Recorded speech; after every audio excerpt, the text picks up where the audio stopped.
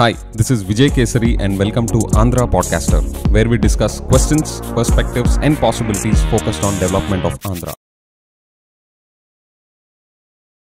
Friends, మనందరి ఇళ్లలో ఎవరికన్నా జబ్బు చేస్తే అన్ఫార్చునేట్లీ వాళ్ళని హాస్పిటల్లో చేర్చాల్సిన పరిస్థితే వస్తే హాస్పిటల్ బిల్స్ ఏ లెవెల్లో పేలుస్తున్నారో మనకు తెలుసు. అండ్ ఈ బర్డెన్ అనేది పేదవాళ్ళు, లోవర్ ఇన్కమ్ గ్రూప్స్, ఫ్యామిలీస్ ఉంటాయి కదా, వాళ్ళ ఇళ్లలో ఇది ఎంత పెద్ద ఫైనాన్షియల్ బర్డెన్ క్రియేట్ చేస్తో మనకు తెలుసు. ఇప్పుడు ఇలాంటి సిచ్యువేషన్లో మన ఆంధ్రాలో హెల్త్ కేర్ మోడల్ ఏంటి, అండ్ ఇప్పుడున్న మోడల్ తీసేసి సిబిఎన్ గారు కొత్తగా ఇన్సూరెన్స్ మోడల్ అని చెప్పేసి ఒకటి తీసుకొస్తున్నారు. పాలిటిక్స్ని పక్కన పెట్టేసి ఇప్పుడున్న హెల్త్ కేర్ మోడల్ ఏంటి, అండ్ ఇప్పుడు సిబిఎన్ గారు తీసుకొస్తున్న కొత్త ఇన్సూరెన్స్ మోడల్ మీద నాకున్న క్వశ్చన్స్ని ఈ ఎపిసోడ్లో మీకు ప్రజెంట్ చేస్తాను. ఈ ఇన్సూరెన్స్ మోడల్ ముందు దాకా ఉన్నది ఆరోగ్యశ్రీ.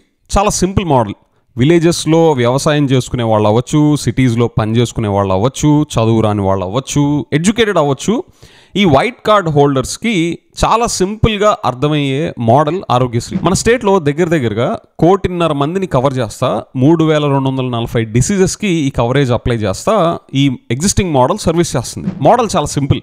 ఈ 3250 డిసీజెస్లో ఎవరికి, ఈ వైట్ కార్డ్ హోల్డర్స్కి డిసీజెస్ వస్తే స్టేట్లో ఉన్న ఏ హాస్పిటల్కైనా వెళ్ళిపోయి ట్రీట్మెంట్ చేయించేసుకోవచ్చు. గవర్నమెంట్ దానికి పే చేస్తుంది హాస్పిటల్స్కి డైరెక్ట్లీ. ఇది వైఎస్ఆర్ గారు లాంచ్ చేసినప్పటి నుంచి మన ఇండియాలో డిఫరెంట్ స్టేట్స్ దీన్ని ఇన్స్పిరేషన్గా తీసుకొని వాళ్ళ స్టేట్లో వాళ్ళు అడాప్ట్ చేసుకునేలాగా మారడానికి దానికి కారణం ఇదే.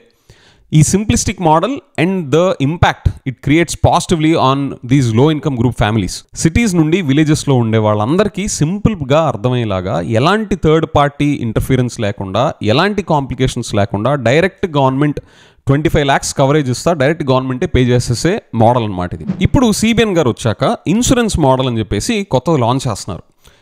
ఐ అండర్స్టాండ్, సిబిఎన్ గారు గవర్నమెంట్ వచ్చినప్పుడు వాళ్ళ ఓన్ బ్రాండ్ పేరుతో వాళ్ళ పేర్లు పెట్టుకొని వాళ్ళ గవర్నమెంట్ స్కీమ్స్ని లాంచ్ చేయాలనుకోవడం, as a CM he has that right, no problem there. కానీ ఈ ఆరోగ్యశ్రీ మోడల్ని కంప్లీట్గా రీప్లేస్ చేసేస్తా ఇన్సూరెన్స్ మోడల్ని సీన్లోకి తీసుకొస్తున్నారు ఈ హెల్త్ కేర్ మోడల్లో. ఈ మోడల్లో మనకి హాస్పిటల్కి మధ్యలో ఒక థర్డ్ పార్టీ ఇన్సూరెన్స్ ప్లేయర్ మధ్యలో యాడ్ అవుతారు. ఆరోగ్యశ్రీలో చూస్తే మనకి హాస్పిటల్కి మధ్యన ఏమీ లేదు. వైట్ కార్డు ఉందా, ఆ డిజీజ్ క్వాలిఫై అయిపోతున్నారా, వెళ్ళి ట్రీట్మెంట్ చేయించేసుకోండి, గేమ్ ఓవర్. కానీ ఈ ఇన్సూరెన్స్ మోడల్లో మనకి హాస్పిటల్కి మధ్యన ఇన్సూరెన్స్ కంపెనీ అనేది ఒకటి యాడ్ అవుతుంది. ఆ ఇన్సూరెన్స్ కంపెనీ యాడ్ అవుతుంటే ట్రెడిషనల్గా ఇన్సూరెన్స్ కంపెనీస్ ఎలాంటి క్వరీలు పెడతారో, ఎలాంటి టర్మ్స్ అండ్ కండిషన్స్ పెడతారో అవన్నీ ఇక్కడ మనం ఎక్స్పెక్ట్ చేయొచ్చు. సిబిఎన్ గారు తీసుకొస్తున్న ఈ ఇన్సూరెన్స్ మోడల్ మీద నాకున్న క్వశ్చన్స్ ఏంటి అంటే, ఫస్ట్ది అసలు ఆరోగ్యశ్రీ లాంటి సింపుల్ మోడల్ని రీప్లేస్ చేసి ఈ ఇన్సూరెన్స్ మోడల్ని తీసుకురావాల్సిన అవసరం ఏంటి? సిటీస్లో కార్పెంటర్ పని చేసుకునే వాళ్ళ దగ్గర నుంచి విలేజెస్లో ఫార్మర్స్ దాకా ఎవరికైనా సరే చాలా సింపుల్గా హాయిగా అర్థమయ్యి ట్రీట్మెంట్ తీసుకుని వెళ్ళిపోయే మోడల్ నుంచి వీళ్ళని insurance company construct, insurance company మోడల్లోకి పడేసే అవసరం అసలు ఏం వచ్చింది? తీసేయచ్చు. ఎప్పుడు మీరు తీసుకొచ్చే ఇన్సూరెన్స్ మోడల్ ఆల్రెడీ ఉన్న ఆరోగ్యశ్రీ మోడల్ కన్నా ఇంకా ఎక్కువ, ఇప్పుడు 3200 డిసీజెస్ కాకుండా ఇంకో 3000 డిసీజెస్, ఇంకో 4000 డిసీజెస్ అడిషనల్గా కవరేజ్ ఇస్తా అవుట్ ఆఫ్ పాకెట్ ఎక్స్పెండిచర్ని తగ్గించేలాగా ఈ కొత్త మోడల్ ఉంటే అప్పుడు ఉన్న ఆరోగ్యశ్రీని పీకేసి ఇన్సూరెన్స్ మోడల్ని తీసుకురావచ్చు. అవేమన్నా ఉన్నాయా? ఏదో ఒక వైట్ పేపర్ కానీ ఒక రిపోర్ట్ కానీ పబ్లిష్ చేయండి. ఆరోగ్యశ్రీ మోడల్లో ఉన్న డ్రాబ్యాక్స్ ఇవి, ఇన్సూరెన్స్ మోడల్లో ఉండే మెరిట్స్ ఇవి, అండ్ కామన్ పర్సన్కి దీనివల్ల జరిగే నష్టాలు, ఆరోగ్యశ్రీలో జరిగే నష్టాలు ఇవి, ఈ కొత్త ఇన్సూరెన్స్ మోడల్లో ఆ నష్టాలని కవర్ చేస్తా ఇవి బెనిఫిట్స్ అని చెప్పేసి ఒక రిపోర్ట్ కానీ ఒక వైట్ పేపర్ కానీ పబ్లిష్ చేయండి. దీనివల్ల మనకి గవర్నమెంట్కి మధ్యన ఉన్న patient records data third party ఇన్సూరెన్స్కి వెళ్ళడమే కాకుండా జరిగే ఇంకొక పెద్ద డ్యామేజ్ ఏంటి అంటే, potential damage what I'm seeing here is, ఒక ఇన్సూరెన్స్ క్లెయిమ్ చేస్తే మనం ఆ ఇన్సూరెన్స్ కంపెనీ రండి మీకు ఏ ఇబ్బంది లేకుండా, మిమ్మల్ని ఒక్క క్వశ్చన్ కూడా అడగకుండా మీకు ఏం కావాల్సి వస్తే అవన్నీ మేము ప్రొవైడ్ చేసేస్తాము ఆ పాలసీ ప్రకారం అని చెప్పేసి ఇన్సూరెన్స్ కంపెనీస్ మనం చూస్తున్నామా?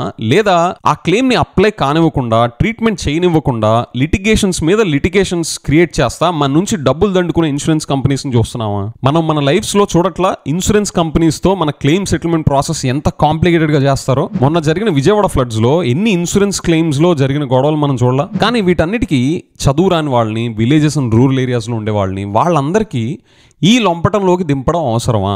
ఈ ఇన్సూరెన్స్ కంపెనీస్ లిటిగేషన్స్ నుంచి తప్పించుకునే తెలివి, చాకచక్యం, ఎడ్యుకేషన్, వాళ్ళతో ఫైట్ చేసే సామర్థ్యం, ఇవన్నీ ఈ లో ఇన్కమ్ గ్రూప్, ఈ పేద ఫ్యామిలీస్కి, ఈ వైట్ కార్డ్ హోల్డర్స్కి వాళ్ళకు ఉంటాయా? ఇన్సూరెన్స్ కంపెనీస్ అనేవి జనరల్గా చూస్తే ఆ పాలసీస్ అమ్మడం మీద పెట్టే ఎఫర్ట్ కన్నా ఆ క్లెయిమ్స్ని అవాయిడ్ చేయడానికి లిటిగేషన్స్ క్రియేట్ చేసి వాటిని అవాయిడ్ చేయడానికి పెట్టే ఎఫర్ట్ ఎంత ఎక్కువగా ఉంటుందో మనందరం చూస్తూనే ఉన్నాం. అలాంటప్పుడు సింపుల్గా విలేజెస్ నుంచి చదువు రాని వాళ్ళు, రూరల్ ఏరియాస్లో ఉండేవాళ్ళు, అమ్మమ్మలు, తాతయ్యలు వీళ్ళందరూ జబ్బులతో వచ్చినప్పుడు వాళ్ళని లిటిగేషన్స్ క్రియేట్ చేసే ఛాన్సెస్ ఉన్న ఇన్సూరెన్స్ కంపెనీస్ ముందు పడేయాలా, లేకపోతే ఆల్రెడీ ఉన్న ఆరోగ్యశ్రీలోనే కంటిన్యూ చేయాలా? గవర్నమెంట్ అనేది ఏమన్నా ఇన్సూరెన్స్ ఏజెంటా? ఇదిగో ఇన్ని పాలసీస్ అమ్మితే మా కమిషన్స్ వస్తాయని ఇన్సూరెన్స్ ఏజెంట్స్ పనిచేస్తున్నట్టు గవర్నమెంట్ ఏమన్నా ఇదిగో ఇన్ని పాలసీలు, ఇన్ని ఇన్సూరెన్స్ కంపెనీస్కి మనం తీసుకొస్తే మనకి మంచిది అని చెప్పేసి చేయడానికి గవర్నమెంట్ ఏమైనా ఇన్సూరెన్స్ ఏజెంటా? పోనీ గవర్నమెంట్కి ఏమైనా అఫీషియల్గా కమిషన్స్ వస్తాయా ఈ ఇన్సూరెన్స్ కంపెనీస్తో టైప్స్ పెట్టుకుంటే? ఒకవేళ ఆ కమిషన్స్ గినకే వస్తుంటే, ఆ బెనిఫిట్ అనేది మనకుంటే, దానికోసం మనం ఇన్ని లక్షలాది ఫ్యామిలీస్ పాపం వాళ్ళ ట్రీట్మెంట్ కోసం వచ్చినప్పుడు వాళ్ళు పడే సఫరింగ్స్, ఇన్సూరెన్స్ కంపెనీతో లిటిగేషన్స్తో వాళ్ళు ఫైట్ చేయాల్సిన పరిస్థితికిను మన గవర్నమెంట్కి వచ్చే బెనిఫిట్ చూసుకుంటే అది అసలు వర్తీయేనా? అసలు ఆరోగ్యశ్రీని క్యాన్సిల్ చేసేసి కొత్త ఇన్సూరెన్స్ మోడల్ ఎందుకు తీసుకొస్తున్నట్టు? నాకైతే I'm still having lot of open ended questions. ఎక్కడా కూడా ఆరోగ్యశ్రీలో డెఫిషియన్సీస్ చూపించట్లా, ఆ మోడల్లో ఉన్న లూప్ హోల్స్ చెప్పట్లా, ఈ తెచ్చే ఇన్సూరెన్స్ మోడల్ ఏ రకంగా ఇప్పుడున్న దానికన్నా బెనిఫిషియలో ఎక్కడా కూడా డిస్క్లోజ్ చేయట్లా. ఆ రిపోర్ట్ కూడా ఎక్కడ వైట్ పేపర్ కానీ అట్లాంటిది బయట పెట్టట్లా. Government is simply expressing their initiatives like ఇదిగో ఇప్పుడు ఇన్సూరెన్స్ మోడల్ తీసుకొస్తున్నాం అంటున్నారు తప్ప దీని డెఫిషియన్సీస్, ఉన్న ఎగ్జిస్టింగ్ మోడల్లో ఉన్న డెఫిషియన్సీస్, లూప్ హోల్స్ అనేది ఎక్కడా కూడా వాళ్ళు పబ్లిష్ చేయట్లా. సో ఫైనలీ నా క్వశ్చన్ ఏంటంటే సిబిఎన్ గారికి, సార్ ఇప్పుడు మీరు ఉన్న మోడల్లో డెఫిషియన్సీస్ని, డీమెరిట్స్ని మీరు హైలైట్ చేయకుండా ఈ ఇన్సూరెన్స్ మోడల్ని తీసుకొచ్చి చదువు రాని ఎంతోమంది లో ఇన్కమ్ గ్రూప్స్ వాళ్ళు ఇన్సూరెన్స్ కంపెనీస్తో ఎలా ఫైట్ చేయాలో సామర్థ్యాలు, ఆ కేపబిలిటీస్, ఆ చాకచక్యాలు వాళ్ళకి తెలియని వాళ్ళకు వదిలేస్తా ఈ ఇన్సూరెన్స్ మోడల్ లాంచ్ చేయడం ఎంతవరకు correct? What is your reasoning for launching this new insurance model sir? I'm keenly looking forward to information on this sir. With that friends, నా కన్సర్న్స్ రీజనబుల్గా ఉన్నాయా లేదా మీకు ఇన్సూరెన్స్ మోడల్లో కనిపించిన మెరిట్స్ ఏమైనా ఉంటే కామెంట్స్లో మెన్షన్ చేయండి. I look forward to that. With that I will see you in the next episode. Bye.